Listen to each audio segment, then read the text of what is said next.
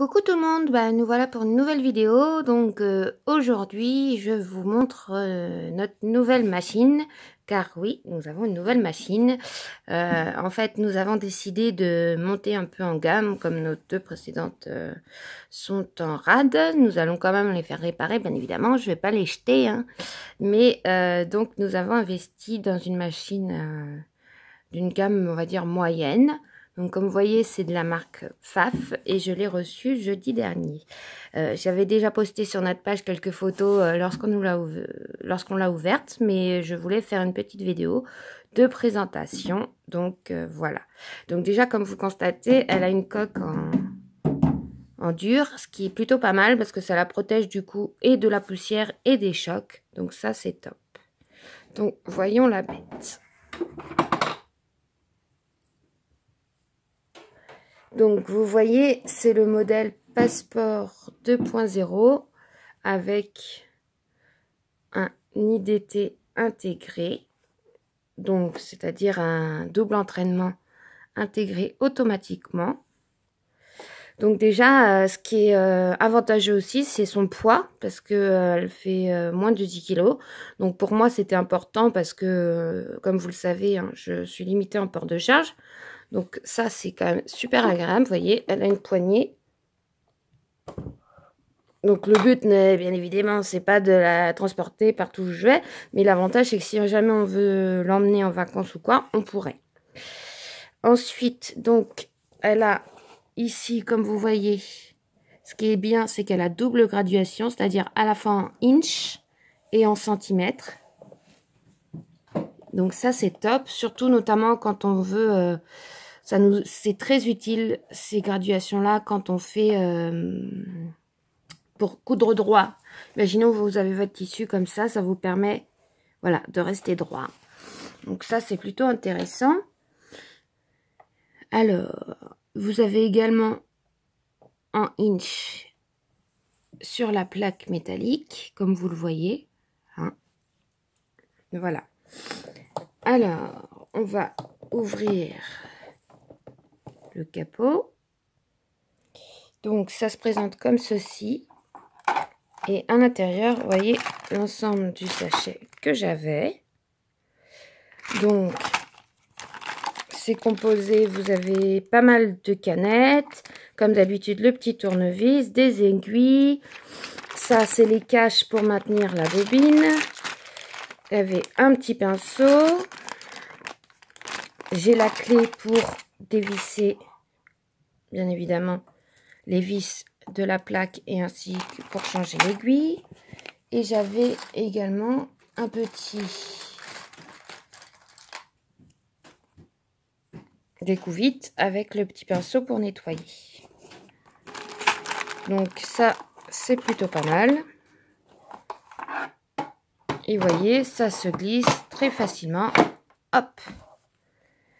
Voilà. Ici, vous avez le bouton pour les vitesses. Donc, c'est comme sur les FS 40, on peut régler la vitesse, qui est vraiment chouette, parce que quand on débute, notamment, on a du mal à doser le dosage de la pédale. C'est comme quand on démarre la conduite. Et donc là, si vous bloquez sur une vitesse, plus vous montez, plus ça va vite, plus vous descendez, plus c'est lent. L'avantage, c'est que la vitesse ne changera pas tant que vous n'aurez pas modifié la molette.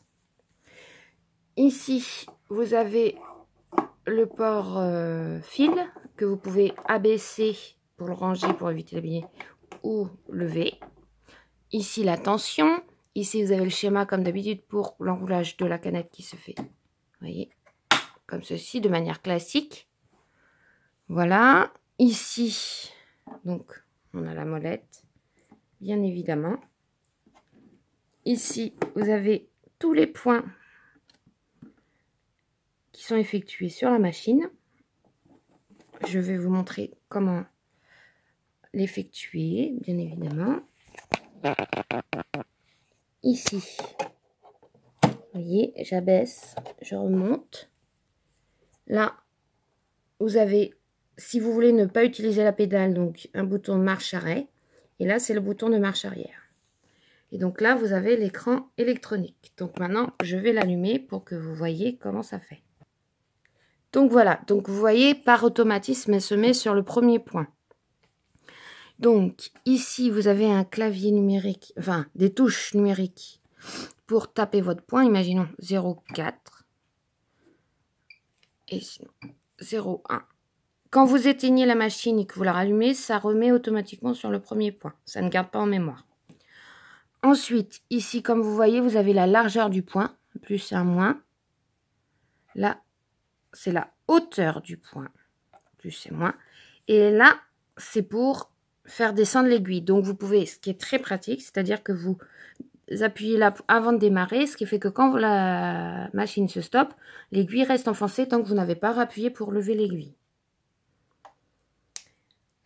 Voilà. Alors, qu'est-ce que j'ai oublié de dire? Je pense que j'ai fait à peu près le tour. Je vais vous montrer sur un petit tissu pour montrer aussi le bruit, parce qu'elle est vraiment très très silencieuse et ça c'est super agréable. Donc, vous voyez, là, je descends mon pied, j'appuie sur mon petit bouton. On va rebaisser la vitesse comme ça, pas de souci. Allez.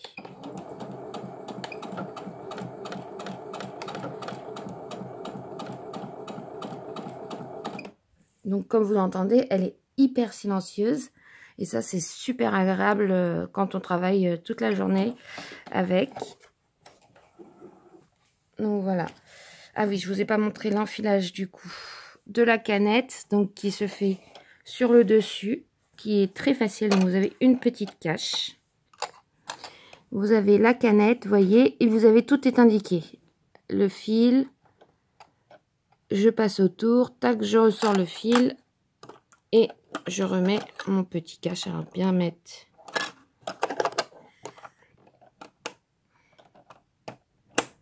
Voilà. Et donc après au niveau de la, c'est une pédale classique, voilà, il n'y a pas de souci. Et donc sur les côtés, vous avez donc là la molette. Et là, vous voyez, vous avez les branchements de l'alimentation et le bouton. Hop. Elle est arrêtée. Donc voilà, donc je suis vraiment contente de cette machine. Nous sommes satisfaits parce qu'on sait qu'on va pouvoir produire de la qualité. Je vais pouvoir faire mes muses avec, donc c'est vraiment top. Donc je vous ferai bien évidemment d'autres vidéos pour vous présenter les autres machines comme je vous avais promis une fois qu'elles seront réparées. Mais malheureusement, on doit aller jusqu'à Périgueux pour le faire, donc je ne peux pas vous dire quand. Par contre, il est vrai que je vais reprendre le rythme des vidéos une fois par semaine, ça c'est sûr. Voilà, donc j'espère que cette vidéo vous aura plu. Je vous ferai un article sur le blog de notre site quand j'aurai un peu de recul pour vous dire les bons côtés, mauvais côtés. Enfin, si j'en suis satisfaite, parce que là, ça fait même pas une semaine que je l'ai. Voilà, et en tout cas, si vous avez des questions, n'hésitez pas.